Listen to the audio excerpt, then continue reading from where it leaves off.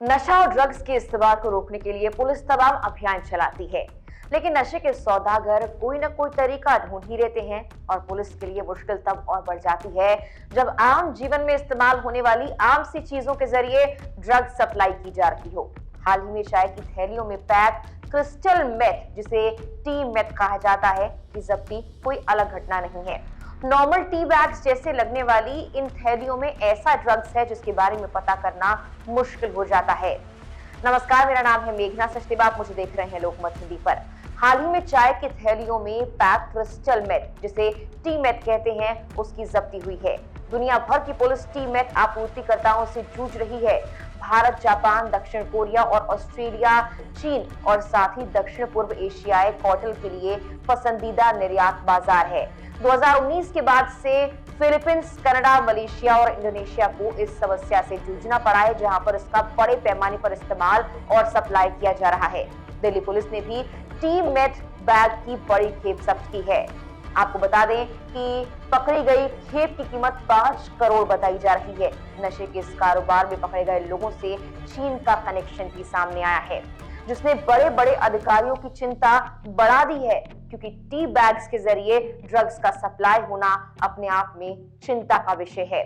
Delhi police के अधिकारियों ने बताया कि इन टी बैग्स के अंदर जो मेथ भरकर सप्लाई की जाती है वो दूसरे ड्रग्स से कहीं ज्यादा खतरनाक है। इसे लेने से मानसिक बीमारियां भी हो जाती हैं। इस ड्रग्स को टी मेथ के नाम से बुलाया जाता है। इसकी तस्करी इतनी खुफिया तरीके से होती है कि पता लगाना बहुत मुश्किल होता है।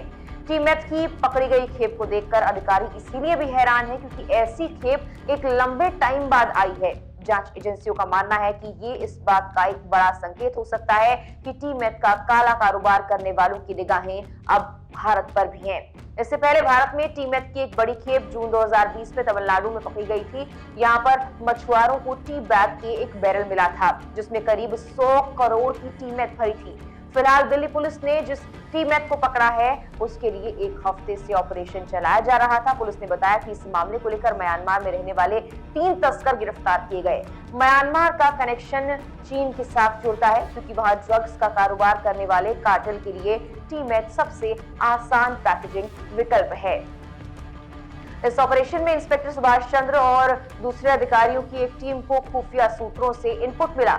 खबर थी कि एक महिला तस्कर और उसके कुछ पुरुष साथी ड्रग्स की एक बड़ी खेप सप्लाई करने वाले हैं। इसके बाद एक जाल बिछाया गया और दोनों को टी मेथ की इस खेप के साथ गिरफ्तार कर लिया गया। ये महिला 43 साल की है और उसके साथी का नाम लाल दिमानिविया है। द्वारका के डीसीपी अंकित सिंह ने बताया कि ये दोनों खुद को मिजोरम के रहने वाले बताते हैं, लेकिन ये भारत में रहने वाले म्यांमार शरणार्थी हैं। फिलहाल ये दोनों 3 दिन की पुलिस रिमांड पर हैं। इनसे पूछताछ की जा रही है। वहीं पुलिस पूछताछ में एक बड़े खुलासे के तहत ये भी पता लग गया है कि जब्त की गई ये ड्रग्स म्यांमार से लाई गई खेप का एक छोटा सा हिस्सा है। दोनों ने पुलिस को ये भी बता दिया कि उनके पास 9 किलो मेथ थी, जिसमें से 8 किलो उत्तम नगर इलाके में उन्होंने पहले ही दी है। अब इस मामले को लेकर पुलिस जांच पड़ताल कर रही है, तो आगे से आप भी सावधान रहे। नॉर्मल से दिखने वाले टी बैग्स में खतरनाक ड्रग्स भी हो सकता है।